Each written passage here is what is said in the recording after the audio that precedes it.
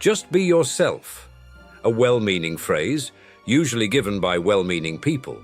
But like all ham-handed aphorisms, it's cheaper than the fortune cookie it belongs on. Just be yourself is the politically correct way of explaining the luck that goes with being an idiot, without having to explain anything at all, for a double dose of irony.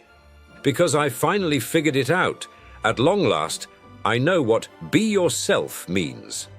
And for no other reason than to ruin it for the bad joke it is, I will explain this punchline.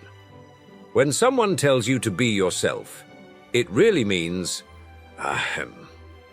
I do not possess the vocabulary nor self-awareness to succinctly articulate as to why I am exceedingly successful at the endeavor in which we are both concurrently engaged.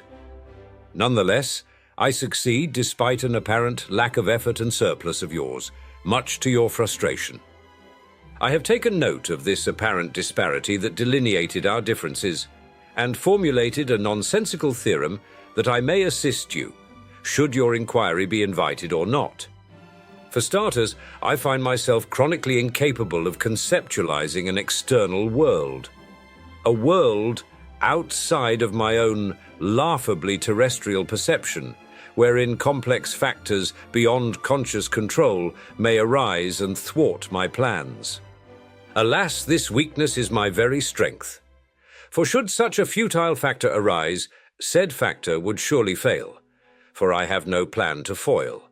It is my forte. And due to the paradoxical nature of reality which giveth only to those which have, and taketh from those which have not, my apophatic ontology makes all the difference. Perhaps I should elaborate further. I do not get what I want. I get what you want. For the state of wanting would imply that I did not already have. And have it, I do in great abundance, much to your chagrin. An ire I provoke with 2 word phrases as the corpulent magnate would mock his emaciated brother with a succulent steak as he jeers, "Work harder," with a punchable smirk. Because, ah yes, I see you now, scratching your hollow head in a scramble, striving to piece together all I have said that you too may obtain in finite supply what I perpetually possess in superfluity, on no other merit than the birthright of being myself. But I do not taunt in vain, but to point to a truth that evades you, as you are blinded by pride disguised as humility. My solipsistic pride is blatant and without shame.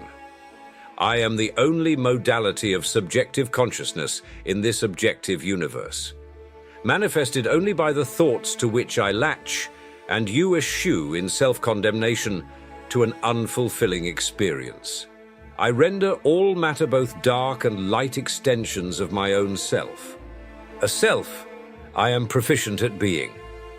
Therefore it stands to reason that the act of being oneself is the anticlimactic secret to all success.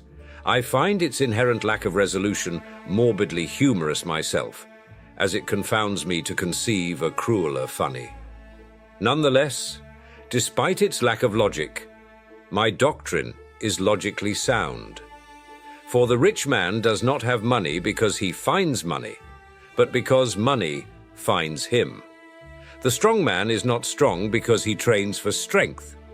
Rather, the strong man trains for strength because he is strong. This merging of cause and effect is quite the conundrum, to the extent that all who have sought a solution have sojourned to no avail.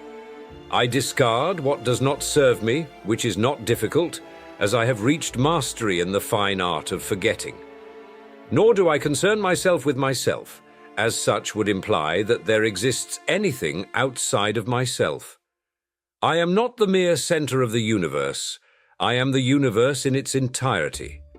For in being a part of the infinite, I am as a microcosm of infinity, and by extension, indivisible.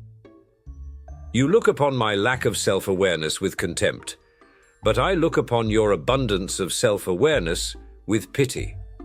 What is more is that among even my most cursory examinations, and cursory my examinations are, I have deduced that all are in equal measure stricken with stupid. Likewise are all endowed with the virtue of ingenuity, and all vain measurement between the two varieth only by degree, a degree so unfathomably small by the infinitesimal yardstick in the form of the abstraction known as intelligence, that with all passing of the persistent illusion of time, all differences between the diametrically opposed antinomies approach the realm of utter non-existence. Do you not see the irony that you come to me for advice? By all accounts, a dullard. And in this particular case of such unsolicited advice, have you not contemplated that perhaps you did not seek my counsel, but rather my counsel sought you? Yet you continue to reject it, therefore it shall persist. And I would not have you ignorant to my indifference. I do not care one jot nor tittle of your struggle, neither your success any more than I would my own reflection. For I speak to you as though I would a mirror. Your existence an extension of my own, and your absence leaveth without so much an apparition in memory. But while you are here, I see that you struggle in this looking-glass of mine eyes, and will assist you. However, in seeing that your predicament is beyond salvage, I shall assist you by not assisting at all, that you may find great value in the worthless. Only then may you see the brilliance in my bombast. In conclusion, why would one seek to increase what one already is? I am myself. Is that not enough? And what is more, I am supremely confident in myself on no other grounds than the passive act of being and active state of being an idiot, vis-à-vis myself. The art of my success lies in the essence of what I am, not in that which I would aspire to be. You think, therefore you are, therefore I think not. Ergo, the simplicity of being myself is sufficient. Therefore be yourself. Needless to say, I got tired of hearing it. So, I got a new self.